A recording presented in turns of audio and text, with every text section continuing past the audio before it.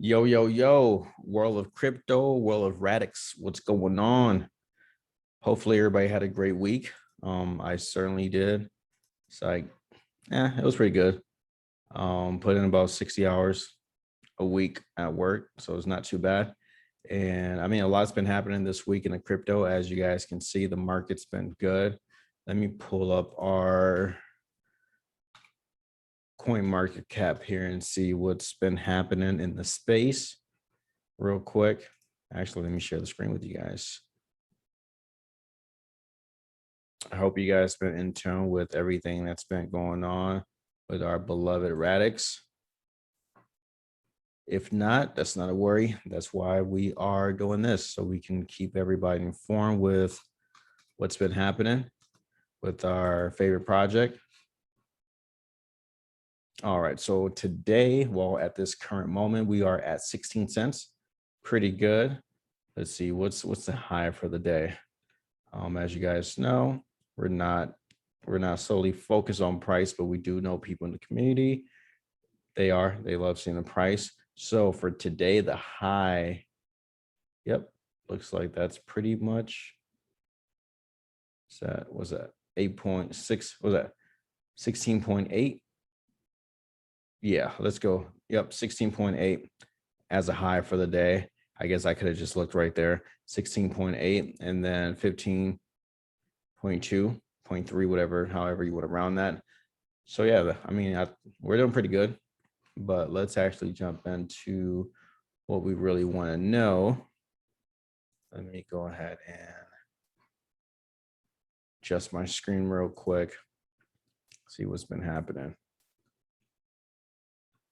All right, so starting off this week, I'm not sure if you guys were able to catch the founder, Dan. He usually does a weekly, or is it weekly or bi-weekly AMA. I think it's weekly. I'll double check that.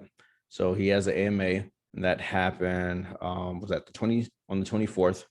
And yeah, definitely, if you're not in the Telegram, make sure you do join the Radix Telegram. A lot of activity happening there. I'm pretty sure every time I log into the app, there's like 200 to 300 messages that I have to go through, but it's very engaging. A lot of technical questions, a lot of newbie questions. It ranges. So definitely a good community to join. If pretty much if you want to follow, I'll say top 2 best projects in the space right now. Definitely one of the most emerging technology that's happening right now in the space that's pushing the space. So definitely join. But there was a question here when I went through the AMA that I think a lot of people either want to know if you are planning on being a node operator, either now or in the future. So, and it's this one right here. So I'll go ahead and just read it.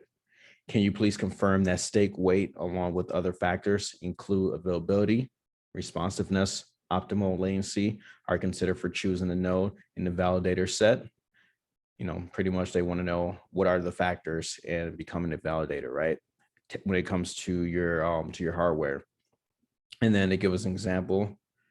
See, I think, okay, for example, a node with 1 billion stake is not adding value in the making the network more efficient. Factors mentioned above are not met, and a node with 10 million XRD meets the required criteria in the making of the network efficient.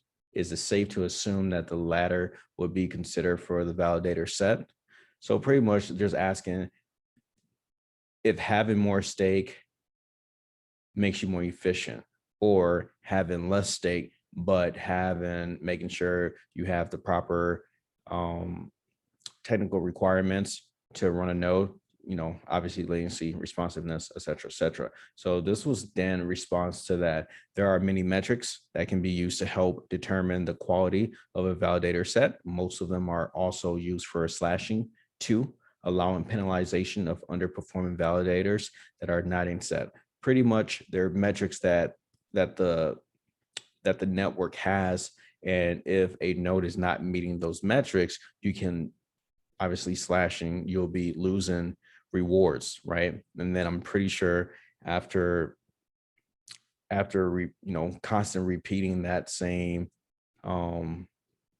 offense, you can be obviously booted out. And I'm sure before you repeat that again, the people who stake their node, they're going to boot you out if you're not performing well.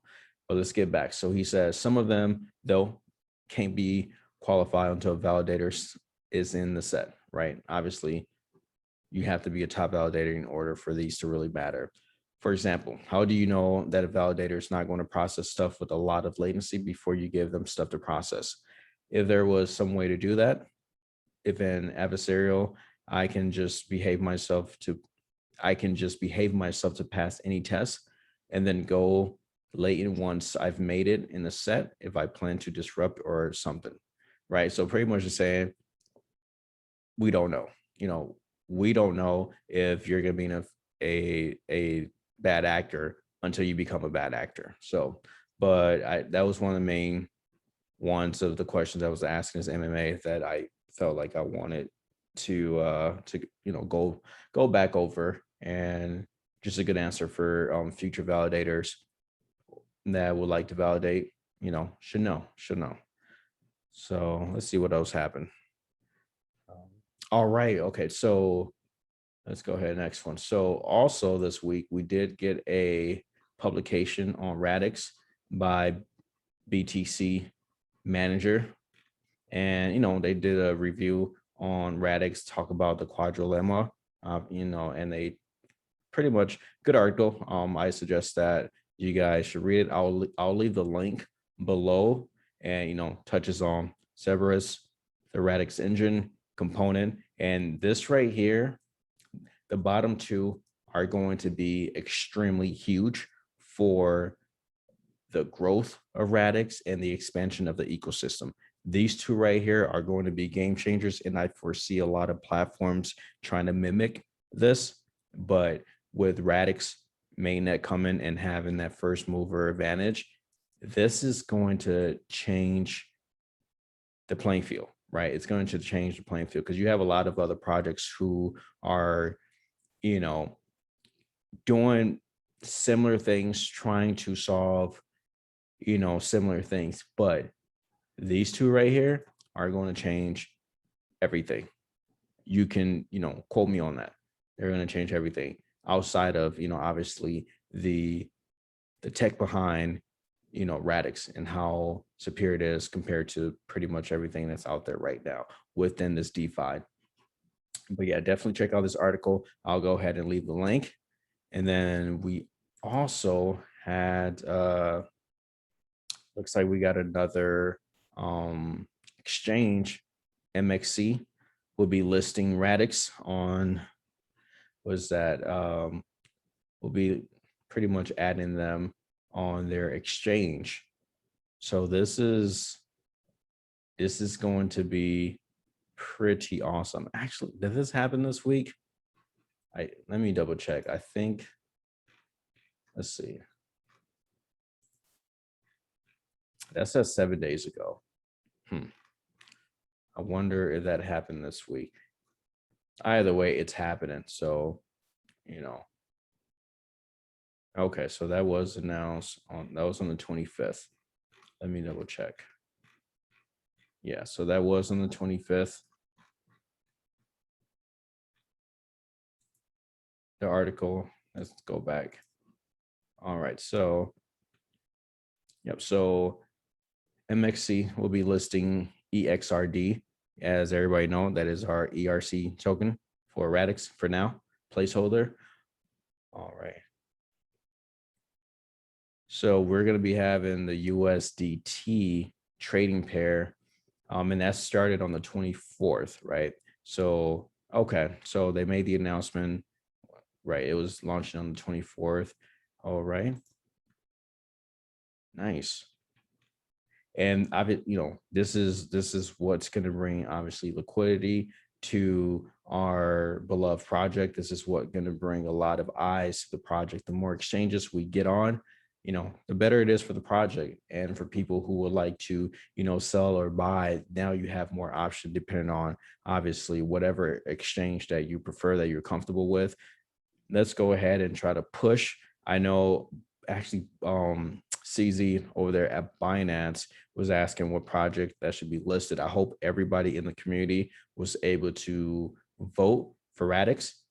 Definitely do that. Make sure you're voting, make sure you're liking anything in regards to that, and just support your favorite project.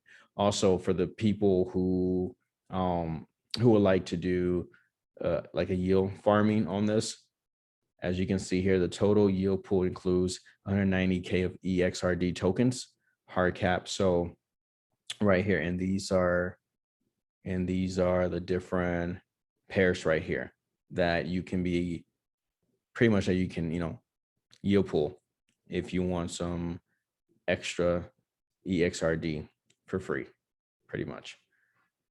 And then also what happened this week, let me see if I have the article pulled up. So also, as I mentioned last week, and as you know, if you're not in the community, that you don't know, the CEO of Radix, he does a weekly podcast that he hosts different people within the crypto community. And when I say the community, that's, developers, founders, people who are building, pretty much people who are building, experts in the space. And he brings them on, and they have conversations, right? So this week he had the guys at Potion Labs. So let me see if I can, okay, so yep, right here. So he had the guys at Potion Lab, and pretty much just talking about, here we go, Potion Insurance. And oh my goodness, why did I click on that? So I actually did not know what this project was or who these guys were. I listened to the podcast. It was interesting. I suggest, every guys, just tune in and you'll learn a lot. So Potion is a decentralized protocol for the creation of price insurance contracting running on Ethereum network. Yeah, you need come over to Radix network. So the protocol allows users to protect against price drops in any asset. Okay. User can create policies with custom limits in term. Potion benefit from priceless oracling, and it's built on UMA DeFi Legos. Okay. So I think when I was listening, what I got from is that kind of as I said here, you hedge against the price, right? You get buyers who are gonna buy your token at this particular price, and whatever is protected, whatever the case might be. I feel like I just butcher that, but again, I really don't know much about this. But you guys definitely check it out, and obviously, Potion definitely come over to Radix, right? Come over to Radix. Let's see. I actually went through and I was reading about them. It seems pretty cool. I mean, it's really out of my league. I don't have that much knowledge on this. So, but for you guys that want to know more about them, definitely go ahead and check them out on Twitter. Go to the website and you'll learn more. But yeah, the podcast is definitely good with Pierce. He's doing a great job. And also, what happened this week was, for those who have a lot of questions surrounding the beta net that's going to happen shortly here. See if I can find this. We'll touch on that later. There we go, right here. So this week, Radix, they went ahead and released the Olympia beta net, frequent asked questions. Definitely, if you are interested in running a beta net, if you're interested just this project in general, I would definitely check this out. It answers a lot of questions, revolving around the beta net, obviously running a node and staking and rewards. So if you're going to be a staker, I would definitely just kind of look into this as well. Just, read into it. Let me see if I can pull this up real quick. Take a look at a few questions here. See what questions obviously, what is the Olympia beta net? Obviously it starts on the 28th, and this is going to provide really the final large scale stress testing for the protocol. So if you have questions like that, you can go through I'm not sure this is obviously it's not the final format, but you can go ahead and have these questions answered for you. So definitely check this out. And then there was one more thing I was trying to see here. Let's see what we have on here.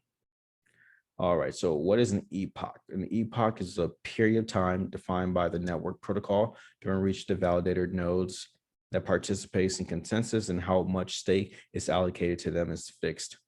The validator set and delegated stakes are updated by consensus at the start of each new epoch. So during the beta net, we expect epochs of 1 to 2 days for testing purposes, although they will be longer on mainnet. Okay.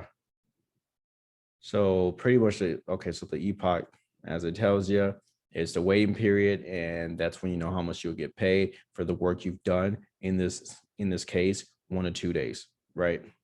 What other questions we have here? As a token holder, how shall I stake? If for those who have a lot of people in the community who are not going to be validators, um, definitely come here and you will have this question answer.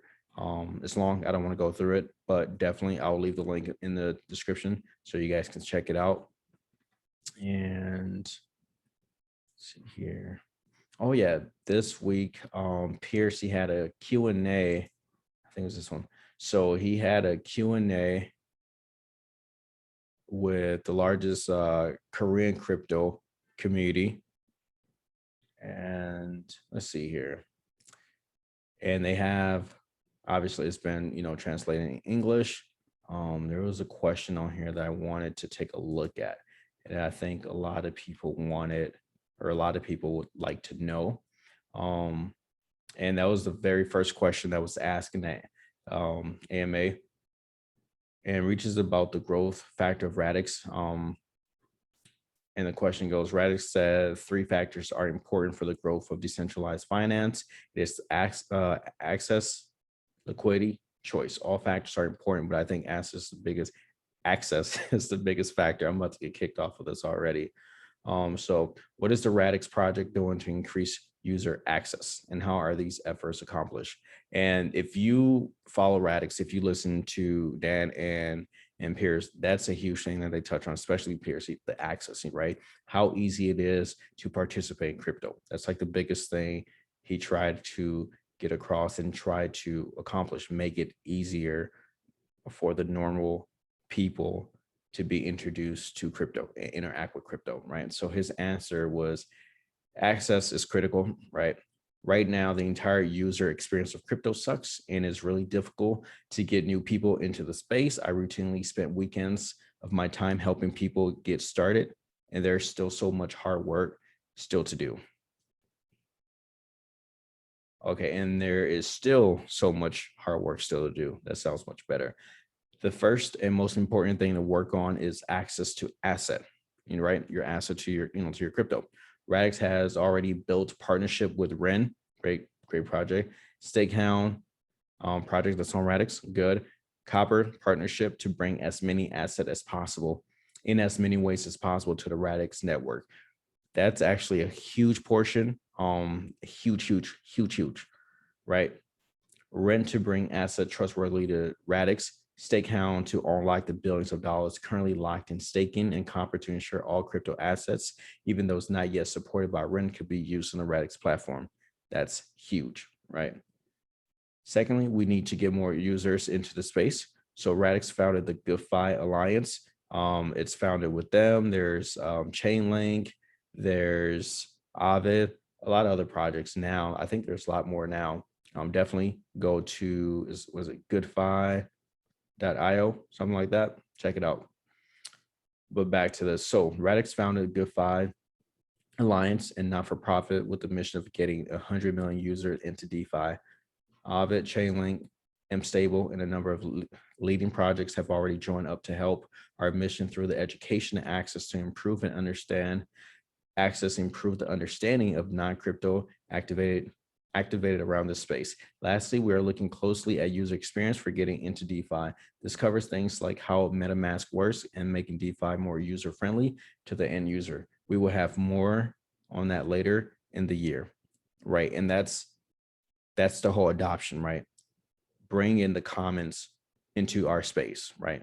To make our space the comment to them, making it so simple as if they're using what they're already accustomed to, not creating any sort of new barrier for them to interact with their funds, right? Or and you know, and with the crypto space, I know this, they're talking more, you know, specific about DeFi, but I think that that stands for the entire space. This stands for literally the entire space. So with that being their goal, and if they can get 100 million users in DeFi, like that's big for all the projects, not just Radix. It's going to be big for the entire space, but especially with the mainnet coming out, and you know, if with us being able to hit the goals and Radix actually, you know, accomplishing everything that they want and all those marks, that of those users, imagine how many of those users would be running and active and being active and interacting with the Radix network. That is amazing. That is huge, huge, huge, huge. So for those who are not currently invested into Radix, rather that's your funds or your attention, definitely pay attention. Definitely pay attention, right? And for the Moon Boys, if you're looking to, you know, obviously get these, you know, go to the moon, whatever the case might be, Radix is the place to be. A lot of development is happening. And for those who are not, I know that was like weird transition, but for those who are not involved and are not, you know, close to what's happening on the Cassandra, a few tests, more tests was ran, a lot of progress.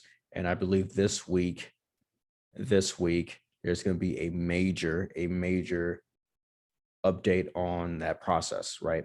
And we will cover that obviously in the next video. But I think a lot of some of the issues that Dan has been running into and testing with the community, according to his post in the Telegram, a lot of that has been resolved.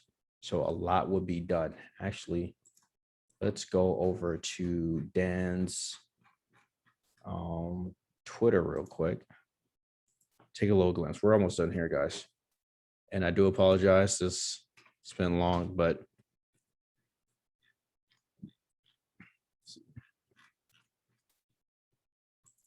there we go. I know he made a post recently today.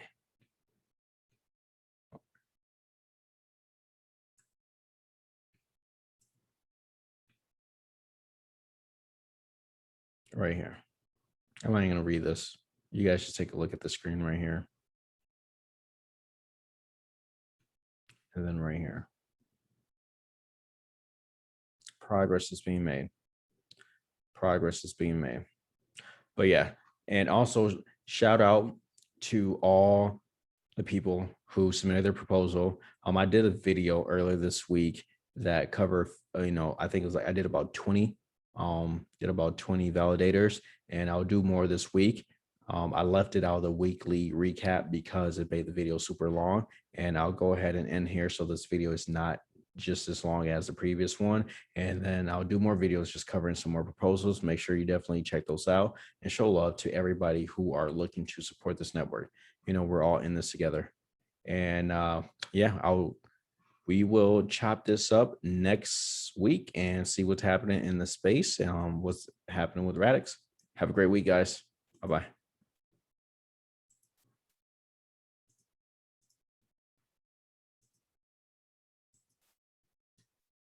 All right, so I guess we're still here.